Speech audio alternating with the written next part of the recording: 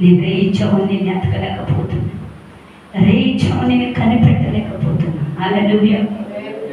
ఎప్పుడైతే 3 దినాలు నేను ప్రార్థన ఎరగను హెల్త్ గురించి, నాకు భయంకరమైన ఒక దర్శనం కనబడింది.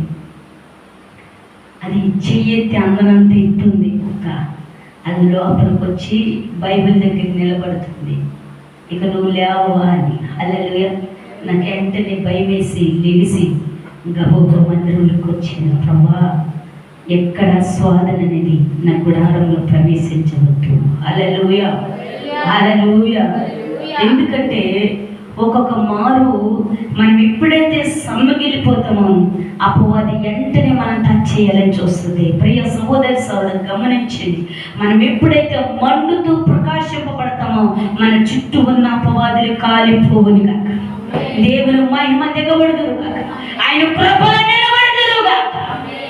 శక్తి చేత బలం చేత కాదు కానీ కేవలం ఆయన కృపను బట్టి. కీర్తనలో ఒక మాట చదివి ముగించేస్తాను. గ్రంథంలోకి వెళ్దాము దయచేసి.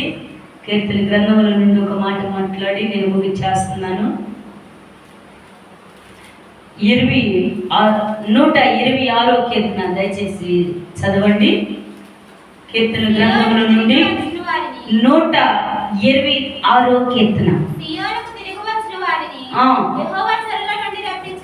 యెహోవా చెరలో నుండి రప్పించినట్టు మనం కలగని వారి వలె ఉండుము, మన నోటి నిండా నవ్వుండును.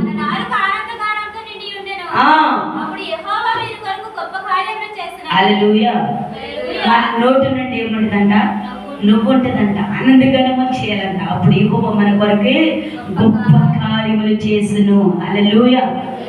ఒక మాట గమనించండి, మనకి శ్రమ వచ్చినా, దుఃఖం వచ్చినా, లేదంటే భయంకరమైన వ్యాధి వచ్చినా పక్క వారి దగ్గరికి వెళ్ళి అమ్మా నాకు ఇలా కలిగింది, ఇలా జరిగింది, ఇలా ఉంది, ఇలా ఉందని బావురు నా భర్త నా మాట అంటలా, నా భర్త నా పని ఏం చేస్తా నన్ను పట్టించుకోవట్లేదు, పక్కింటికి వెళ్ళి బావురున 1 సంవత్సరం ఏంటి నీ భర్త నీ మాట వింటాడేమో చూద్దాం.